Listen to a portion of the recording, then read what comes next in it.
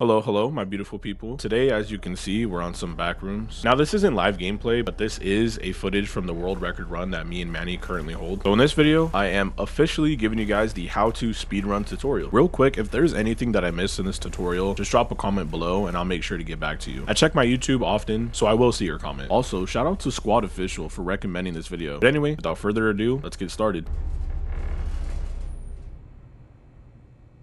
Alright, once this elevator door opens, you're going to look immediately for the pitfalls. You can see here we got pretty lucky, but it's not always going to be that way. Another important thing to mention is that if you do not see the pitfalls upon exiting the elevator, I would say give it about 5 to 10 seconds looking for it. If you don't find it, just go ahead and restart. So as you can see, once we find the mold, we're going to go ahead and jump down the pitfalls. And once we jump down, you're going to immediately see some tape.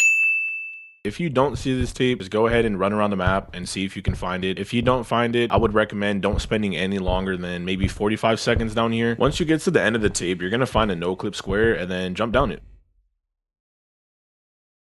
Now this one's pretty easy. I'm not going to do too much commentary over this one, but I will show you how to do it. So the best way that we like to do this is we split up, just pick a direction and follow through with it. So as you can see here on duos, we're going to have a total of 6 generators. So the way I like to do this is we either get 3 and 3, or if one has more than the other, for example, if I have 4 generators and my duo has 2, I'll just tell him to turn on his 2 and run back. That way, when I'm on my 4th and final generator, I can get down by the entity and still turn on that 4th and final gen. This makes it much faster, so that way I don't have to run back and take up more time to complete the level. If one person is down on a duo and the other one is already at the exit door while the generators are on, you can actually complete the map. So as you can see here, I believe I get about 4 generators, so I tell my duo to get 2, so that way once I complete these, he can just run over to the exit. So we actually ended up getting this one down pretty damn quick. I believe this is a sub 3. It's not all the time where you have to go down on a gen to finish, but if you get them quick enough, you guys can both actually escape together. So again, don't take too much time here worrying about getting all the generators by yourself, but if you do see them all by you, it's important that you get them and have your duo run back.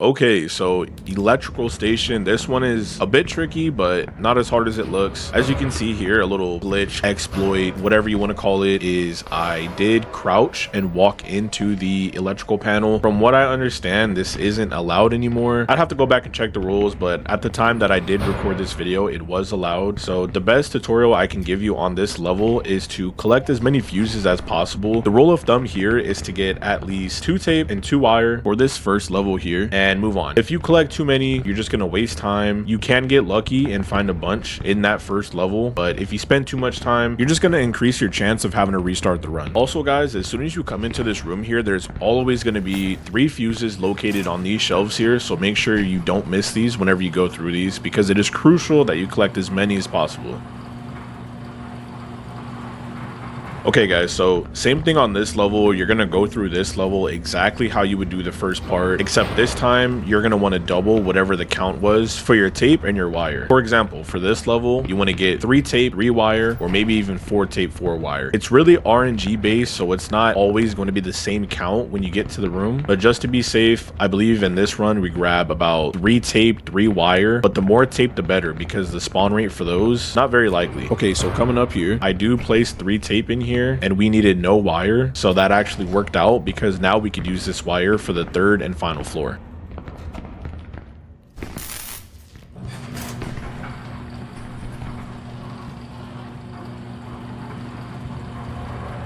I'm like 90% sure on this part my duo did have the rest of the required tape and wire for us. I did have 1 tape and 1 wire in my inventory, so whatever I had paired with what my duo had, I believe we were able to get through this final level without looting anything. One key thing to remember is there is 2 entities on this level now, so be careful when going through this level. Obviously, you got to watch out for these wires. They will get you and the entity will grab you. So this is a speed run, but it's important to watch out for the wires because that could make or break your run.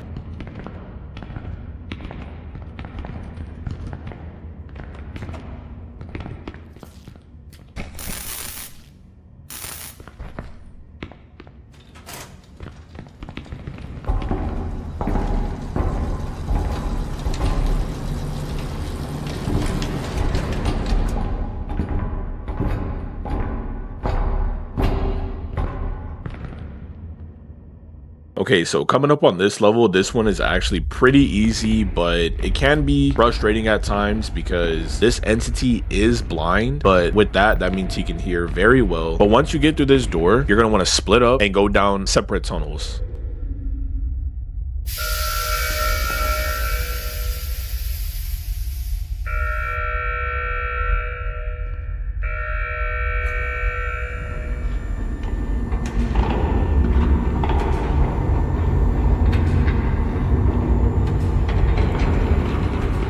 Once you go down these separate tunnels, you're gonna locate these valves and go ahead and turn that. Whoever hits their valve first, that entity will follow you first. For example, if I hit my valve, my duo will be safe. If he hits his valve, I will be safe. So we'll split up, we'll hit a valve. Now this is important, guys. Whoever is the slowest on turning on their valve will be the one to preset the timer. Now presetting the timer is crucial because while one person is turning on their corresponding valve, the other person needs to preset. That way, whenever their valve is turned on, the person who preset can automatically leave. Now doing this will ensure that your duo gets down by the entity, because if one person falls behind, the other one can leave. As long as they don't bleed out, you will be able to leave the level. And this is the part where I was talking about where I finished first, so I went ahead and checked the times on the corridors for him.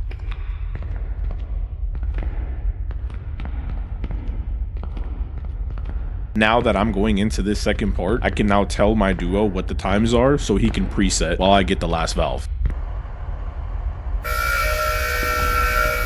Okay, so now that I hit the last valve, I'm now running back to the beginning. I did tell my duo the times on the corridor prior to me getting this. So now what I'm doing is I'm running towards the entity and whistling so I could signal him over to me. That way I can get down faster. Like I mentioned earlier, once all the valves are on and the doors are open, I told my duo the times to preset the valves. That way when I get down, he can exit the level by himself. So when I get down, you will see that I go over to my graphics and I do change my overall quality to low. This is going to help us in not only the next level, but the one after. So guys, like I mentioned, I got down on purpose because I know that my duo was already in the elevator. And as I said before, as long as I get down and don't bleed out, he can leave the level by himself.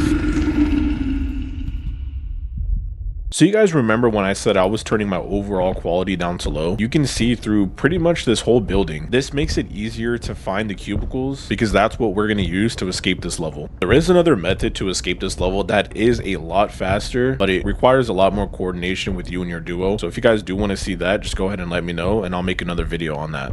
So you can't just jump on any cubicles. You have to find the one that is facing a window. So you can see here, we find the cubicles here. You want to sprint and jump to the back. They are kind of tricky to get sometimes, so make sure you have enough room. So you'll sprint, jump on the back, get enough room, and you'll be able to jump through the window.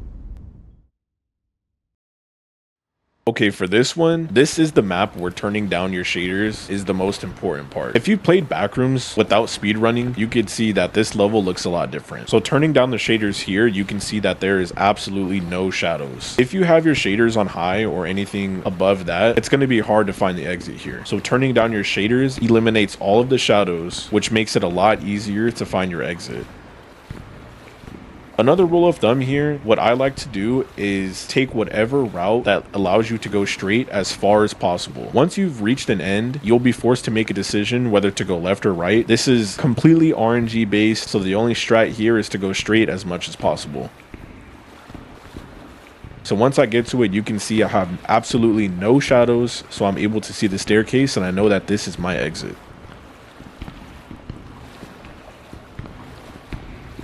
I know a few people who think that just sprinting up the staircase is faster rather than b-hopping. I find it that b-hopping is just faster for me. It's all about personal preference, to each their own, but whether you sprint and wait for you to regain your stamina or to b-hop, it'll work just fine either way.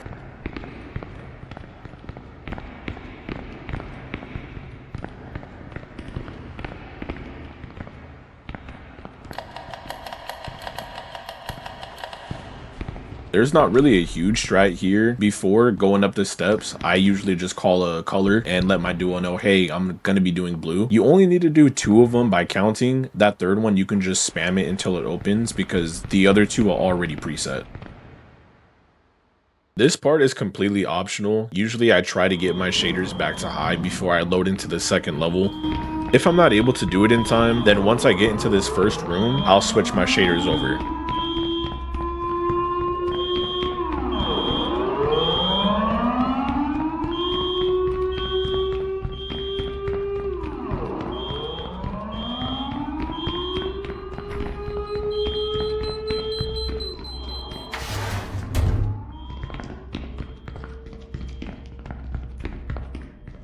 Once I change that overall quality back up to high, I continue to look for the keycard. Me and my duo do split up as it is the fastest way to find the keycard. You only need to find one, but if you find two, it works out even better. Sometimes you'll get lucky and you'll find it right off spawn, but if not, sometimes you'll even find it at the very end. But once you collect the keycard, open up the door, wait for your duo, and sprint out.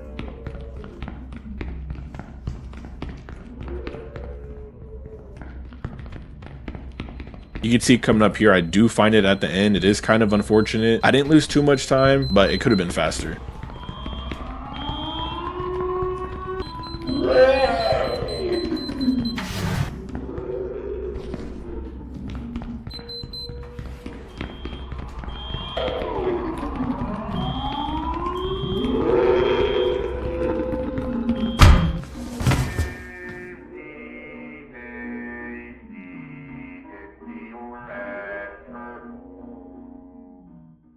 Alright, level fun. So off rip, you're gonna see that these tables here have 4 coins. I like to take 2 and I'll let my duo take 2. You'll see here that there's 3 arrows. So what you're gonna do is you're just gonna each go down a different hole, and you'll see here I got pretty damn lucky. As I drop down, what you want to do is immediately look up to the ceiling, and the same arrow that you saw in the previous room, you will see on the ceiling, and that's gonna be your exit. Okay, for red light, green light, there really isn't a strat to this. It's pretty self-explanatory. It's red light, green light. You move when it's green, be cautious when it's yellow, and stop when it's red. You can see here that I moved during yellow. I lost a few tickets from that, but it's not a deal breaker. So on this one, you'll want to move in the direction of where the light is facing. For example, if the light is facing me, I know that that is the correct way. If I'm moving towards the light, but the back of that light is facing me, I know that's the wrong way.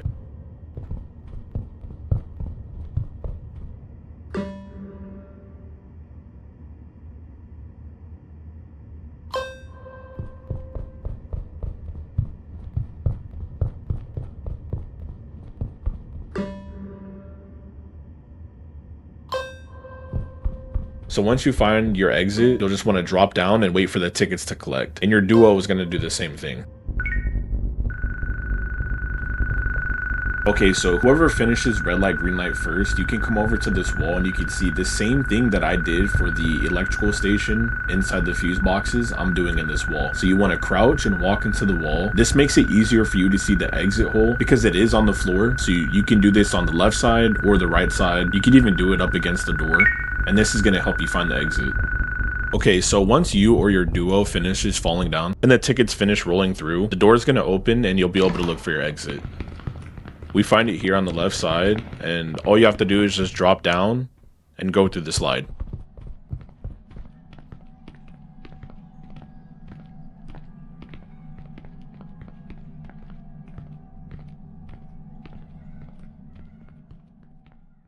Alright, and that's going to be it, guys. I hope you guys enjoyed this tutorial on how to speedrun the Backrooms. I did my best to explain how to properly do this and the way that I know how to do it. So if you guys have any other questions, just go ahead and let me know down in the comments below, or just give a like on the video. Let me know what you guys want to see next, and I'll see you in the next one. Peace.